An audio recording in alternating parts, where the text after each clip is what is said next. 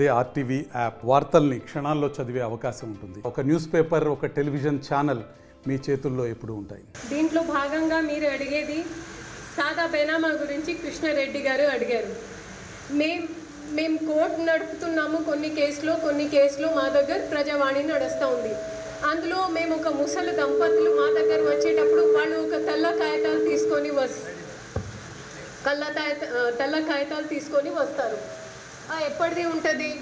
Before 2013 2013 కంటే జరిగిన సాదా బేనామాకి అప్పుడు రేమండ్ పీటర్ గారు ఒక 50 పేజ్ రూల్ బుక్ తీసుకొని దాన్ని ఎలా రెగ్యులరైజ్ చేయాలి క్రమబద్ధిగా ఒక ప్రత్యేకగా యాక్ట్ తీసుకొని వచ్చారు.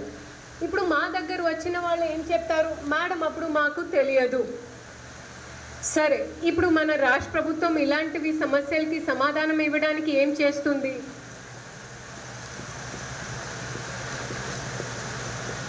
అక్టోబర్ 2020, దయచేసి ఇది మీ అందరు గమనించాలి. ఈ రోజు నుంచి మనం భూభారతి మొదలు చేస్తున్నాము కాబట్టి ఈ రోజు కట్ ఆఫ్ డేట్ కాదు. అక్టోబర్ 2020లో అప్పటి వరకు చేసిన సాదా బేనామా ట్రాన్సాక్షన్స్ని మీరు ఆర్డీఓ గారు అంటే మీ కేసులు సబ్ కలెక్టర్ గారి దగ్గర మీరు అప్పీల్ ఇవ్వాలి. అది 2020 లేదా దానికంటే తర్వాత చేశారనేది మళ్ళీ ఆ మోసం మీరు మాతో మా పరిపాలనతో చేరు అనేది మేము భావిస్తున్నాను. ఇచ్చినాక అక్కడ బుక్ ఇచ్చే హక్కు కూడా సబ్ కలెక్టర్ గారిదే.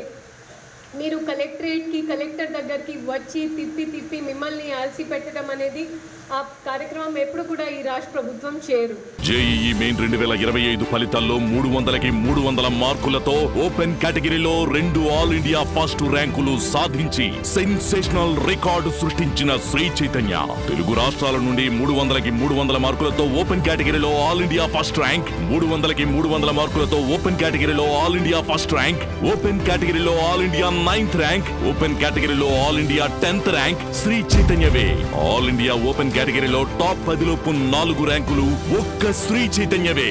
ఇక ఐఐటికి బ్రాండ్ శ్రీ చైతన్యయే.